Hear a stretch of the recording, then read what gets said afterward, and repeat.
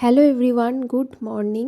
আজ হলো রবিবার, আর রবিবারের সকালটা কিন্তু একটু অন্য দিনের থেকে দেরি করে শুরু হয়। এখন ওই 7টা মতন বাজে।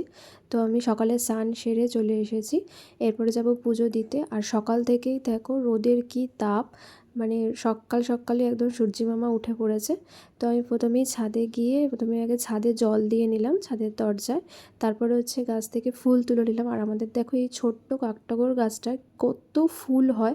গাছটা কিন্তু অনেকটাই ছোট, কিন্তু গাছ ভরে পুরো ফুল হয়। আর সকালবেলা এরকম গাছ ভর্তি ফুল দেখলেও ভালো লাগে। তারপর গাছের ফুল দিয়ে পুজো দিতেও কিন্তু খুব ভালো লাগে। আর তারপর সকালের টিফিনে করেছিলাম রুটি, আলু ভাজা আর হচ্ছে মিষ্টি। তো এটা দিয়েই হচ্ছে গনুকে টিফিন দিলাম। আর ও হচ্ছে শুধু আলু ভাজা আর রুটি খেতে পারে না, ও গলায় আটকায়, তার জন্য ওর মিষ্টি হচ্ছে মাস্ট লাগেই। তো আর আমি সকালবেলা হচ্ছে রুটি খাই না, কারণ আমার ভালো লাগে না রুটি খেতে।